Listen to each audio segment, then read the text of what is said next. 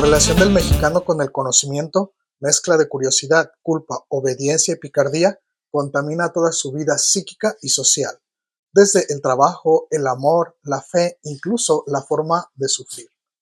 En el trabajo, la obediencia disfrazada de lealtad.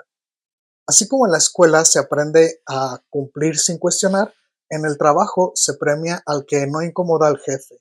El empleado ideal no es el más creativo, sino el más dócil y el más sumiso.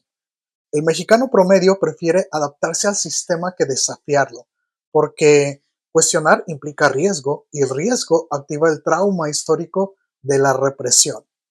Resultado, empresas llenas de gente muy capaz, pero subutilizadas. El talento se domestica, no se desarrolla. Y los pocos que se atreven a romper el molde terminan yéndose o creando su propia empresa, su propio negocio.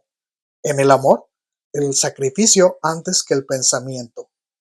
El amor romántico mexicano hereda la moral católica y el mito del sufrimiento como prueba de valor. Por eso nos podemos encontrar tantas relaciones que giran en torno a aguantar, a perdonar, a redimir y a rescatar. Pensar, poner límites o racionalizar el vínculo se percibe como frialdad o incluso como egoísmo. En vez de construir relaciones conscientes, el mexicano promedio repite patrones afectivos heredados y los llama destino. Así como en la escuela se repite sin entender, en el amor se ama sin pensar, sin cuestionar.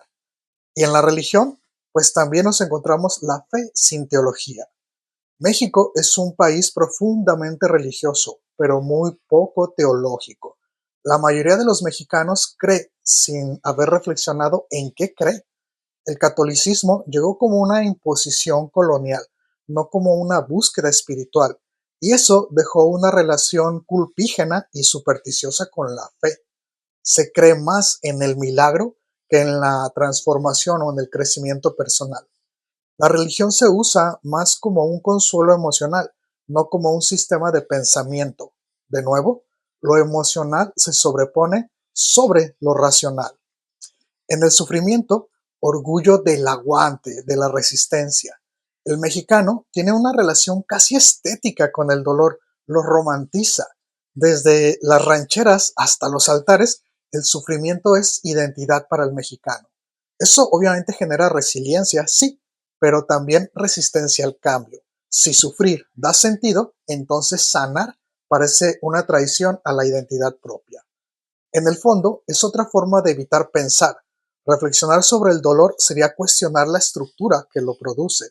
Y el sistema, por ejemplo, desde el familiar, el religioso o el político, se mantiene siempre intacto, nunca cambia. En la identidad, la picardía como mecanismo de defensa. El ingenio mexicano, ese humor inmediato, esa ironía es brillante, pero también se convierte en una armadura. Se usa para sobrevivir, no para transformar. La risa sustituye al análisis. El chiste reemplaza al pensamiento crítico. La picardía es el antídoto cultural contra el trauma colectivo, pero también se vuelve una trampa. Nos mantiene livianos donde deberíamos de ser un poco más profundos, donde deberíamos de cuestionar. El mexicano no es perezoso ni tonto, es emocionalmente sofisticado y cognitivamente reprimido. Piensa con el corazón y la mayoría de las veces siente con la cabeza, pero pocas veces articula ambos.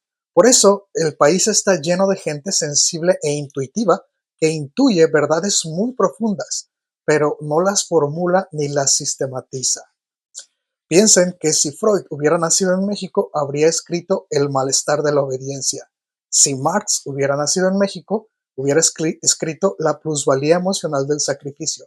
Y si Nietzsche, así habla Juan Gabriel.